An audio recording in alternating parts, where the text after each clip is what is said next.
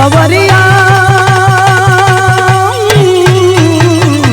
भोले बाबा जोगिया हो राम।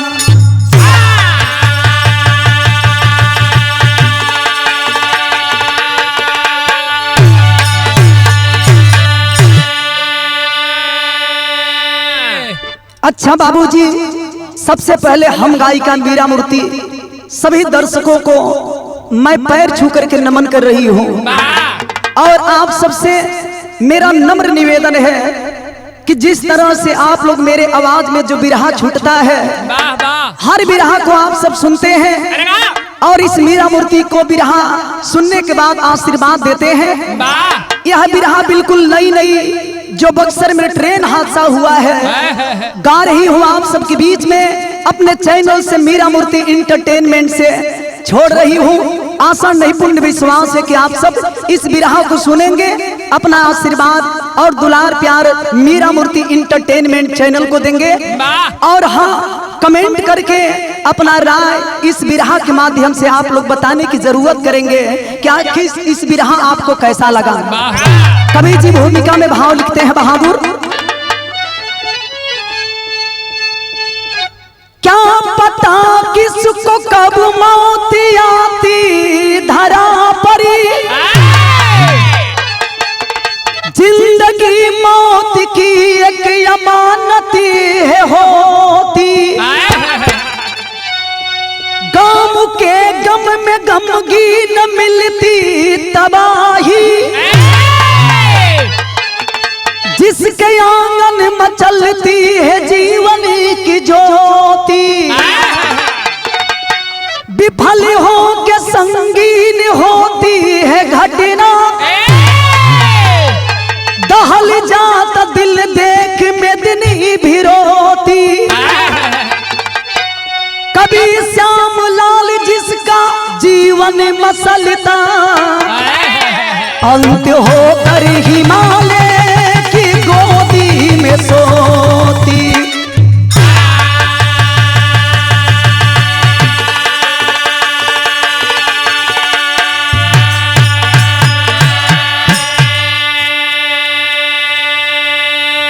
मेरा सौभाग्य है कि आज उजाला स्टूडियो में कवि जी के देख रेख में उमेश गाजीपुरिया जी बैठे हैं और इस बिरहा को मैं गा रही हूँ। मेरा सौभाग्य है यह बिरहा जो हमारे चैनल से जाएगा, कवि जी का भरपूर सहयोग और हमारे ऊपर आशीर्वाद है। बिरहा के अंदर बड़ा सुंदर कवि जी हमारे गजल के अंदाज लिखलन बहादुर।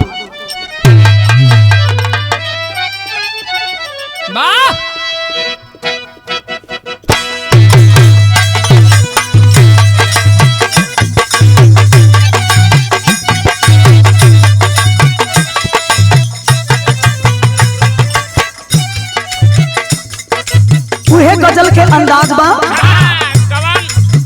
कि जिंदगी में हजारों, कि जिंदगी में हजारों का मेला जुड़ा, जिंदगी में हजारों का मेला जुड़ा। हमसे जब जब उड़ा तो अकेला उड़ा,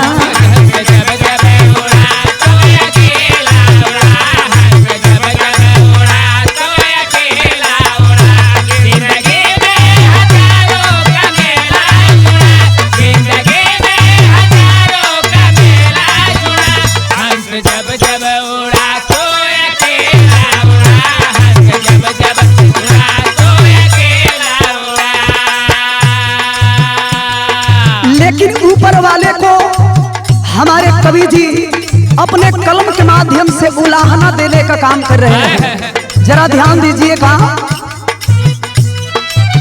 कि ऊपर वाले क्या जीवन में देता सिला,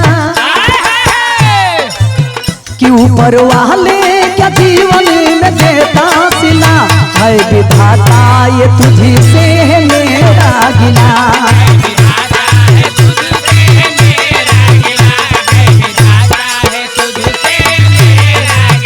ऊपर वाले का जीवन देता सिला। है विधाता ये तुझी से है मेरा गिला।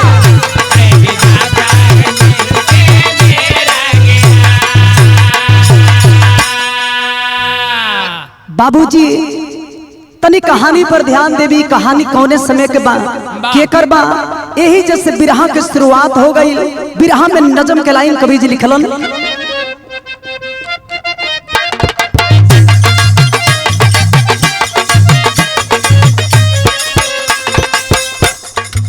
प्रांत बिहार जिसकी पटना राजधानी है, प्रांत बिहार जिसकी पटना राजधानी है, रेल दुर्घटना हुआ बन गया कहानी है।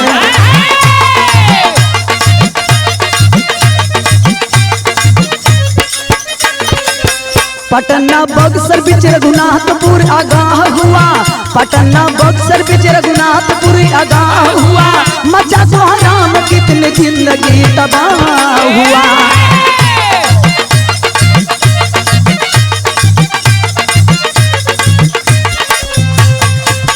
पूर्वी एक्सप्रेस जो आनंद विहार में चलती है, पूर्वी एक्सप्रेस जो आनंद विहार में चलती है, तेज रफ्तार रहा हवा में मचलती है।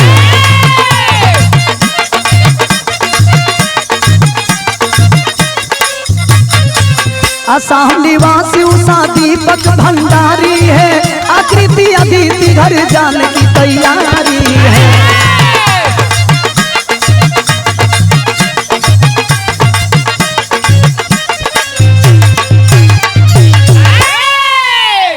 कहानी के समझ लिए बाबू, ये कहानी असम के रहने वाले एक बड़ा ही सुंदर नौकरी करने वाले और बड़ा ही खुशहाल जिंदगी बिताने वाले असम के रहने वाले दीपक भंडारी, जिनकी उम्र 39 साल बताई गई, और दीपक भंडारी के पत्नी जिनका नाम बताया गया उषा भंडारी।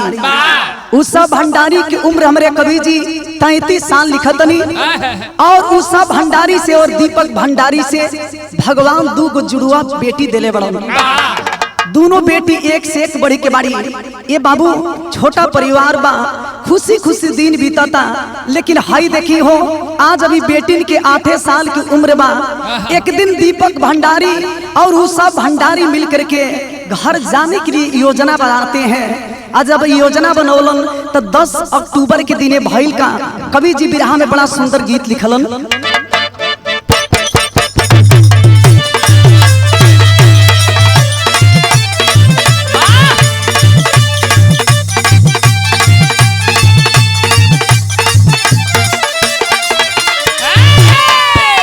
बड़ा सुंदर गीत हमारे मास्टर साहब अपने हारमोनियम से बजा दे। ये गीत बड़ा इस समय तहलका मचौले बा। कोनो मर्द अपने मेहरारू के बड़ाई करता कैसे, अरे गुजरे ले नजरी से जब तू गुजरिया, गुजरे ले नजरी से जब तू गुजरिया, धड़के न जोहरे से,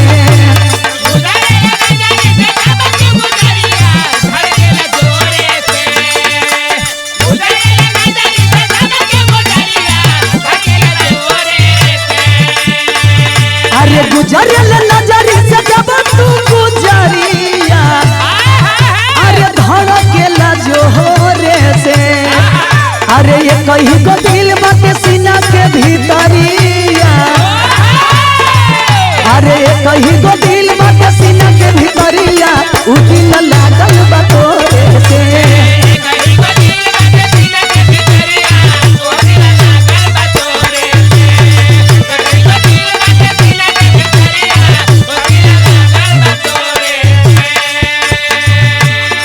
लेकिन हाई देखिए बाबू, परिवार के लोग कितना खुश बड़न घरे जाए खातिर, जाए से पहले मन में तरह तरह के बात, तरह तरह के सपना सजावत बड़न। कवि जी लिखत का बड़न, तेरा दिन बीत गइले आइले सहारिया, अरे ढेरा दिन बीत गइले आइले सहारिया, तड़पे लजिया रामोरी,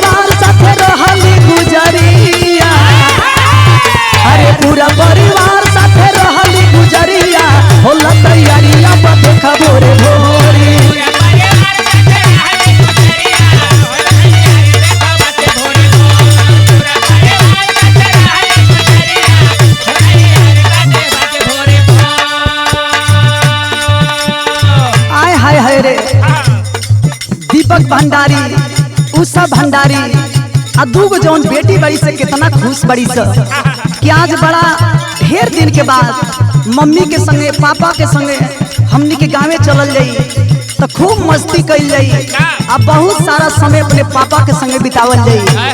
आज खुशी में परिवार के लोग झूमा तलन चले के तैयारी होता तो कवि जी लिखा तलन का तो खुशी उमंग बाटे भाई ले डहरिया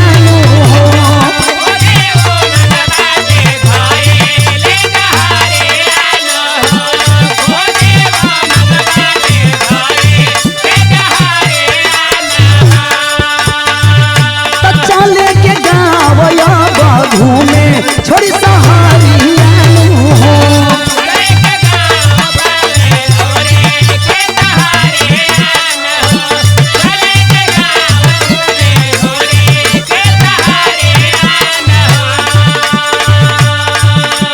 माई के अचरिया गौआ नगरिया माई के अचरिया गौआ नगरिया लेके सपना सजोरी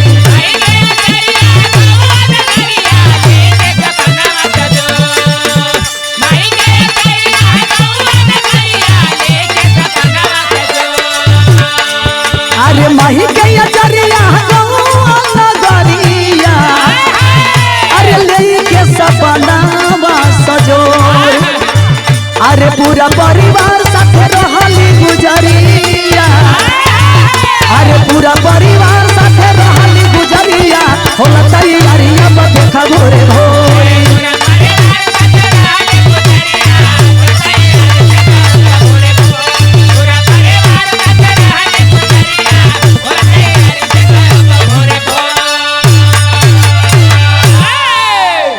आज परिवार के लोग खुश बड़न के हमने के चले के बाद लेकिन हाई देखिए बाबू जो भगवान किस्मत में लिखते हैं वही होता है। आखिर भइल का कवि जी बिरहा के अंदर बड़ा सुंदर गीत के संकेत कैलन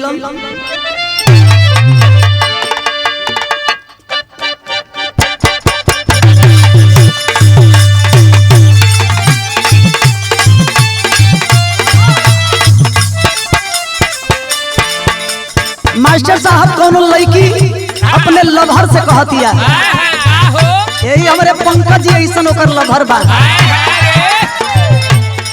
जानते बनी छठ आवे वाला बा कहती है कि देखा रोज रोज के मिलल ही ठीक नहीं खे ये जौन चुम्मा चाटी वाला काम करत रहा मोबाइल पर ये अब नीक नहीं खे लागत कहती है का कहे रो दिया सखीन से फोन करके कहती है कि देखा हमार जानू मानत नहीं खा वही फोने में का कहे अरे हाँ रे हियारवा ना भेजे नहीं हारवा अरे हाँ रे हियारवा ना भेजे नहीं हारवा सखी मोर भातार फोनवे पर रोवत बाड़े अरे फोनवे पर रोवत बाड़े मिले खाती हमरो यार फोनवे पर रोवत बाड़े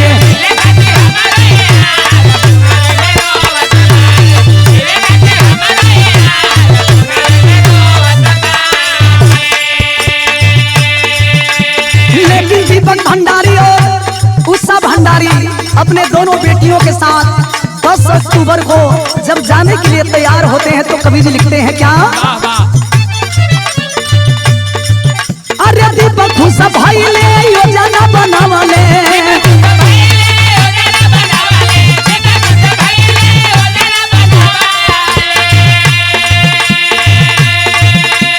उषा भंडारी अपने बेटी से कहा तरी के बेटी देखिए कोनो सामान ना छूटे दीपक समझावत हवन कि देखा हर चीज लेके चले के बाद गाँव है से गाँव है ऐसा मत हो कि गाँव में गईला के बाद तो लोग के मन ना लगे सब कुछ ले लिया लो तैयारी बना के करत का बड़न अरे दीपक उषा भाई ले योजना बनावले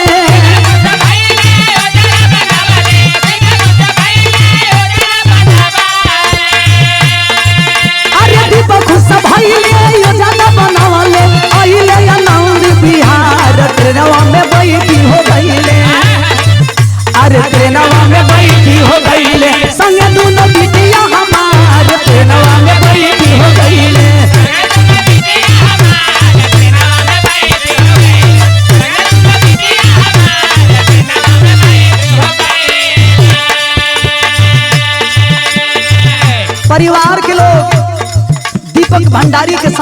बाबू आनंद विहार पहुंच गई। और जब आनंद विहार जंक्शन पर अल हो तो देखा आप लोग देखा तनी कि जौन स्टेटस दिखावल जाता स्टेशन पर अला के बाद अपना दोनों बचियन के संगे पत्नी के संगे दीपक भंडारी एगो सेल्फी लेता अब वही सेल्फी के स्टेटस में लगावत अब बैठल बड़न अपने बेटी के समझावत कि बेटी गांव में बड़ा बढ़िया हमनी के कचरस मिलेला। अरे वाह। अच्छा तो गांव में बड़ा बढ़िया बढ़िया हमनी के स्वादिष्ट खाना मिलेला समझावत मने मने परिवार के लोग मुस्कात लेकिन होत का बा तो चल के घर अब छूटी बितावल जाई हो।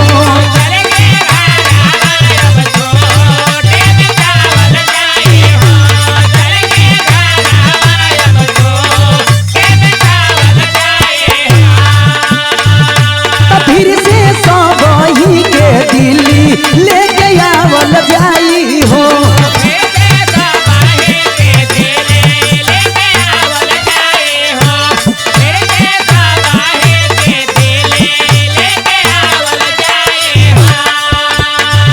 अरे सोचा होला या कसर ट्रेन आईली भगसारी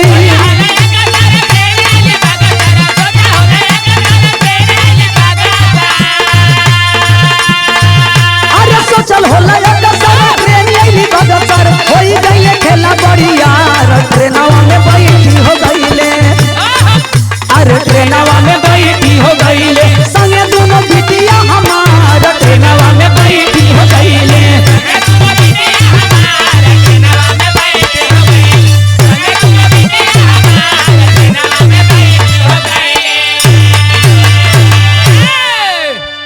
बाहरे भगवान आज जौन परिवार ट्रेन में बैठला के बाद तरह तरह के सपना सजावता क्या चलल जाई गाँव में तो खुशी खुशी दिन बितावल जाई। और जब छुट्टी बीत जाई तो पूरे परिवार के लोग फिर हमनी के दिल्ली वापस हो जाई। सपना सजावत लो ये बाबू रात बीत गई दिन बीत गई यानी 10 तारीख को ट्रेन पकड़ते हैं 11 तारीख को रात में अचानक हुआ क्या कवि जी बिरहा के अंदर गीत में लिखते हैं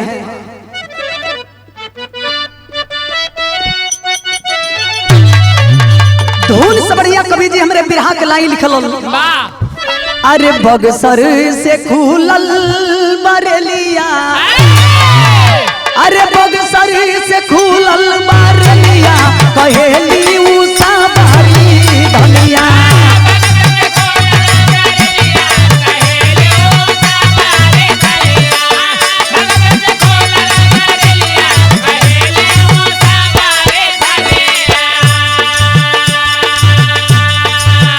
आज दीपक भंडारी के परिवार के लोग कभी सपने में भी नहीं सोचे थे कि जिंदगी में ऐसा भी रात आएगा कभी। बक्सर से बाबूजी जब ट्रेन खुलती है तो दीपक भंडारी की पत्नी उषा भंडारी अपने पति से कहती है कि सुनिए समय हो गया है अब हम लोग खाना खा लेते तो अच्छा होता।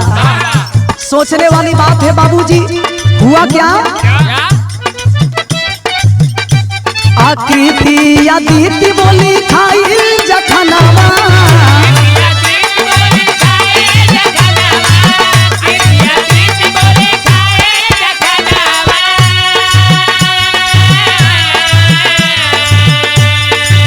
थाली भरल अइली रघुनाथपुर के सनावा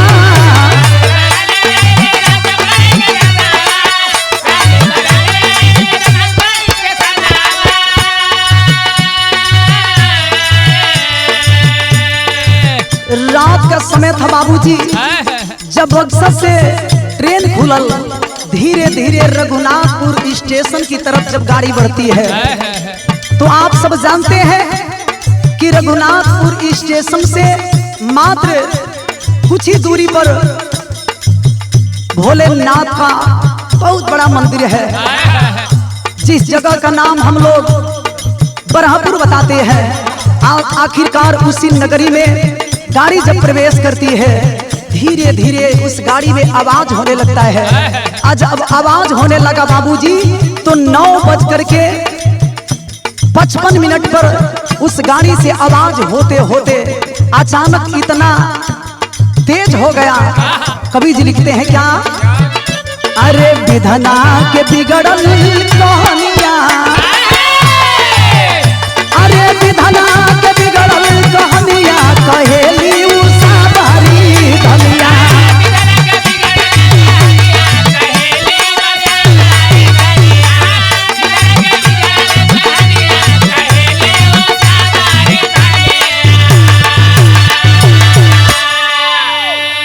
ये बाबू 9:35 पर वहां से बक्सर से गाड़ी खुली थी और 9:55 पर यह जा करके गाड़ी जब बाबूजी रघुनाथपुर में क्षतिग्रस्त होती है। आखिरकार कभी दुनिया के लोग सोचे भी नहीं थे कि जिंदगी में ऐसा भी रात आएगा।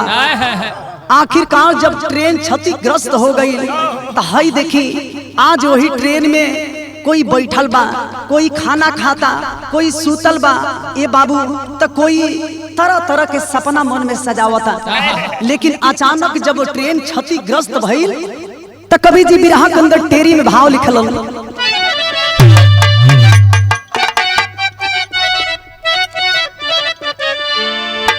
अरे मोरे राम, अरे तबाही का एक मंजर बन गया, तबाही का एक मंजर बन गया, काल भी हंस के दौड़ा हाथ में लेकर खंजर।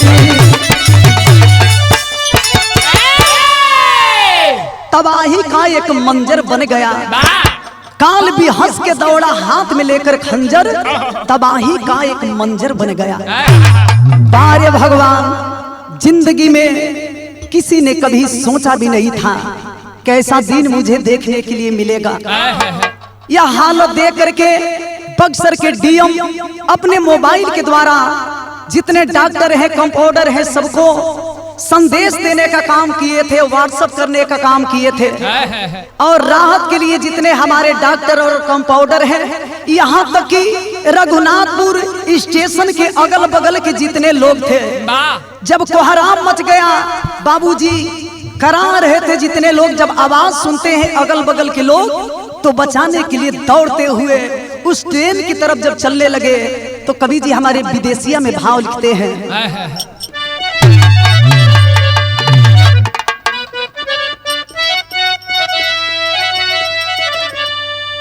वही स्टेशनवा परी लोग में हल्का चल, ट्रेन एक्सीडेंट भइल, मचल तूफानमा, दीपक भंडारी देखे उषा दबाइली रहली, अजे ही बचल खोजे लगले अपना लालनावा, तबले आकृति बिटिया अखुन में सारा बोरी भइली, आ देखी के बेहोशी भइले मलवा में जवानावा, उषा आकृति के लसिया के बाहरी कैले, घायल के भर्ती कैले बक्सर अस्पतालवा। जौन माई अपने बेटी खाती, जौन पत्नी अपने पति खाती है बाबू, थरिया में खाना परोसत लिखिए जी, समय हो गई बा, आई खा लियल जा। अभी तो थरिया के खाना वही थरिया में बाई बाबू। लेकिन जब ट्रेन बाबूजी क्षतिग्रस्त भइल, आज थरिया हाथ के हाथे में बा। जितना लोग बा, सारे लोग समझ नहीं पा रहे थे कि आखिर करूं तो करूं क्या करूं। दीपक भंडारी ये हादसा फैला के बाद अपने परिवार के लोगन के खोजे लगलन। देखा तड़न कि एगो बेटी हमर लहू लुहान वही बोगी में पड़ल बिया, दुल्हन के खोज तड़न ये बाबू। तो वो उषा दुल्हन लहू लुहान, और एक बेटी जो है जिस बेटी का नाम बताया गया आकृति, आकृति भी उस ट्रेन से बाबूजी बाहर है। बोगी जब अस्त व्यस्त हुआ उसी समय माँ बेटी ट्रेन से बाहर हो जाती है। यह दृश्य देख करके दीपक भंडारी अपने आप को रोक नहीं पाए। ऐसा मंजर जिंदगी में देख करके अपनी आंखों के सामने अपनी बीबी और बेटी को देख करके दीपक भंडारी बेहोश हो जाते हैं। बेहोश होकर के उसी जमीन पर गिर गए और गिरने के बाद यह भी पता नहीं चला कि उषा भंडारी को, उनकी बेटी को लोग कहाँ लेकर के गए, इसलिए कि वो तो बेहोश थे। आखिरकार बाबूजी बेहोश होने के बाद जब लोग जुटलन, ये भैया हई देखा भइल का, कभी जी हमरे मेहरारू वाला गीत लिख दिलन।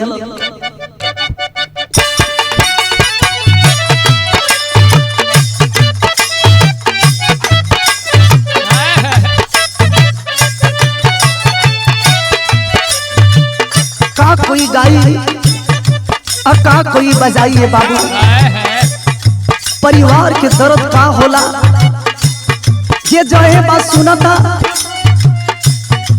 ट्रेन के विषय में अपना अपना परिवार के लोग खोज में लग गई लने बाबू।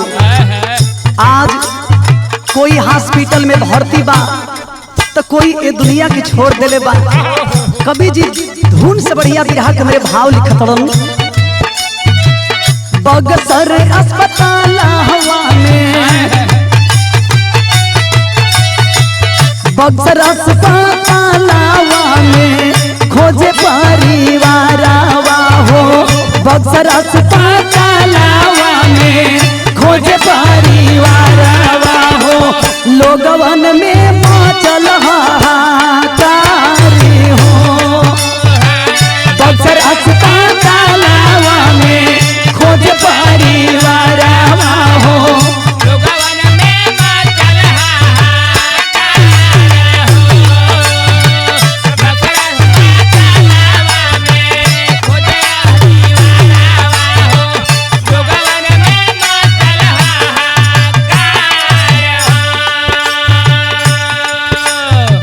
हो। घायल जितना लोग बड़ो एम्बुलेंस के द्वारा रघुनाथपुर के बगल में जो छोटा मोटा हॉस्पिटल था वहाँ भी मरीजों को ले जाकर के चेक कराने का लोग काम करते हैं। और जो ज्यादा बाबूजी घाई है उनको बक्सर अस्पताल में एम्बुलेंस के द्वारा पहुंचाया गया। तमाम लोग अपने परिवार के खोजबीन में बक्सर सरकारी हॉस्पिटल में लोग पहुंचल, आज जाके के अपने अपने परिवार के लोगन के खोजे लगलन। बाबू आज उसी हॉस्पिटल में दीपक भंडारी भी अपनी बेटी के साथ भर्ती थे। लिखना पड़ा क्या, हो सजाता भाई दीपक जो ये जाना नामा के, हो सजाता भाई दीपक जो ये जाना नामा के, कहा बाड़ी बिटिया हमारे हो सजाता भाई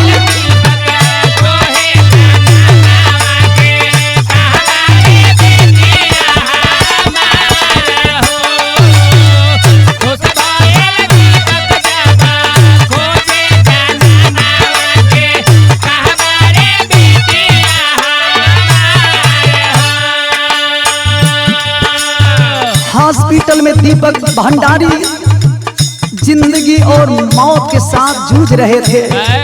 साथ में बेटी आकृति भी है। जब भी होश में आवे पत्नी की जब बात की याद करे लगे, पत्नी के चेहरा के देखे लगे, जब बेटी के देखे लगे बाबू, फिर दीपक भी होश हो जाता। आखिरकार जब होश में आवे तो जितना लोगन के देखे करेजा फाट जाए। ये बाबू आकृति भी अपना भाई की, अपने बहिनी की याद करत रही। कवि जी लिखा तलन का, आकृति रोवेली माई, आकृति रोवेली माई, कहाँ बहिनिया हो, आकृति रोवेली माई, कहाँ बहिनिया हो, लाश देखी रोवे आंसू ढारे हो। रोवेली माई, कहाँ बहिनिया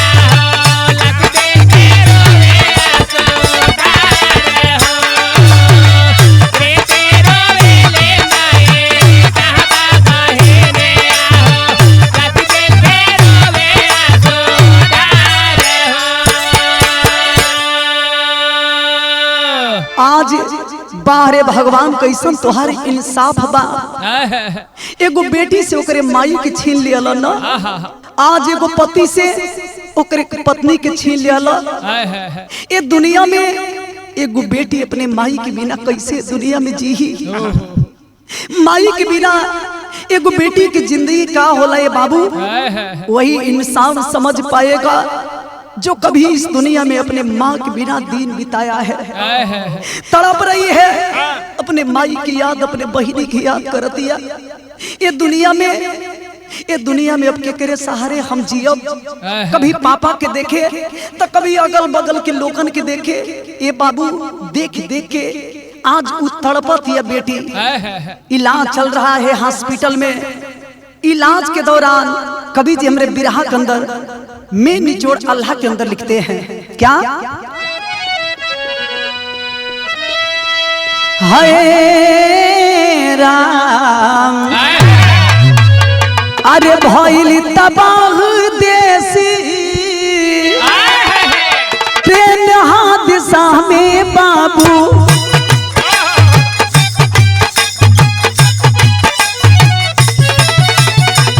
फिर एक बार देसा वहाँ पर विपत घारा,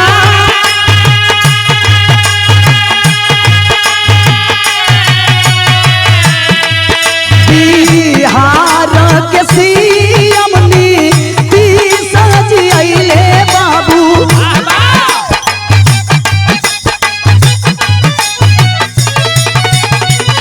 दर्दनाक घटना सबके दिहल सिहला,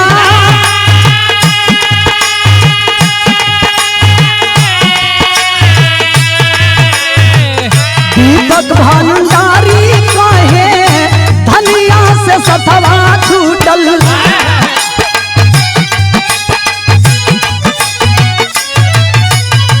आकृति के देख के करे जा बिहारा,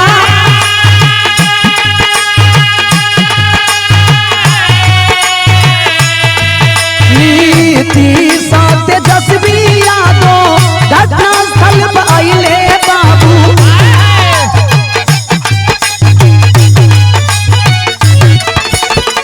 मौजा देवे के कैल मारे होएला,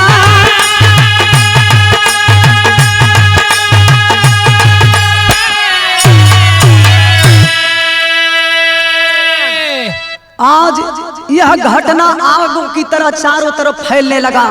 और जब चारों तरफ फैलता है बाबूजी तो आप सब पेपर में पढ़े होंगे बिहार के सीएम नीतीश जी घटना स्थल पे पहुंचने का काम करते हैं और जितने लोग ट्रेन हादसा में घवाई हुए हैं सबके घर जा करके सहानुभूति जताने का काम करते हैं। यही नहीं, बिहार के सीएम नीतीश जी और आदरणीय हमारे नेता तेजस्वी यादव जी भी घटना स्थल पे मौजूद हुए। यही नहीं बाबूजी, बरापुर विधानसभा क्षेत्र के विधायक हमारे विधायक जी आप शंभू यादव जी और पूर्व राज्य मंत्री माननीय ददन पहलवान जी और हमारे बाबूजी आदरणीय नेताजी अजीत चौधरी जी और यही नहीं बाबूजी राजद के नेता हमारे बीच में घटना स्थल पे अजीत चौधरी जी भी पहुंचने का काम किए। यह भी जानते हैं कि सीएम नीतीश जी जो मृतक हैं उनको 4 लाख रुपया और जो घायल है बाबूजी उनको 50,000 रुपया देने का वादा किए हैं। यह भी बताया जा रहा है कि उसी वक्त चेक के माध्यम से ये राशि हाथों हाथ जो मृतक हैं उनको मिला है। तो बिरहा के आखिरी भाव खड़ी में कवि जी संकेत करते हैं, उनके लिए हमारे कवि जी अपने कलम के माध्यम से जो हमारे बीच नहीं है, ट्रेन हादसा में इस दुनिया को हमेशा हमेशा के लिए छोड़ करके चल बसे हैं, उनके आत्मा के लिए उनके चरणों में हमारे तरफ से श्रद्धा सुमन अर्पित है। उस बेटी के लिए कवि जी लिखते हैं क्या?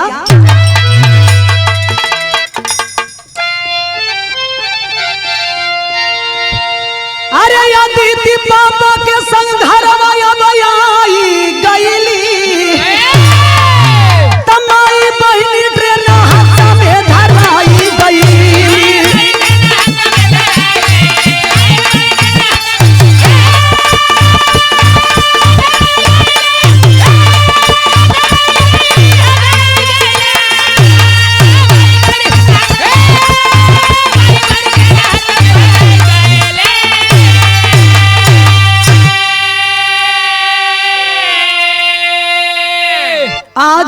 हॉस्पिटल में बाप बेटी का इलाज हो रहा है और हॉस्पिटल से जब आदिति अपने पिताजी के साथ दीपक भंडारी के साथ जब घर पहुंचती है, घर के सारे लोग दिल में दर्द लेकर के बाबूजी उस बेटी के सामने आंखों में आंसू भर के उस परिवार को याद कर करके रोने लगते हैं। और कवि जी क्या लिखे, गजबे विधाता के होले लेखनिया, अरे जे के जहवा चाहले वहवा अंत बा कहानिया।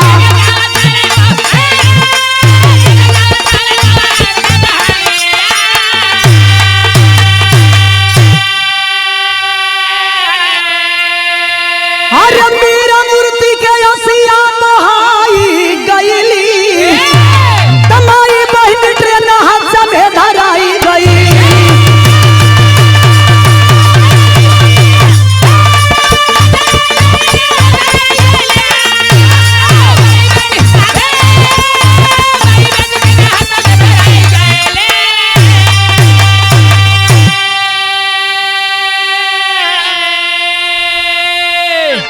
बिरहा के आखिरी भाव में कवि जी खानदान के परिचय लिखते हैं। गुरु बिहारी, गुरु गणेश, गुरु रामलाल गुणकारी, स्वर्ग गया चंद्रिका, कवि बचन जी बने पुजारी। अरे तबाही का एक मंजर बन गया।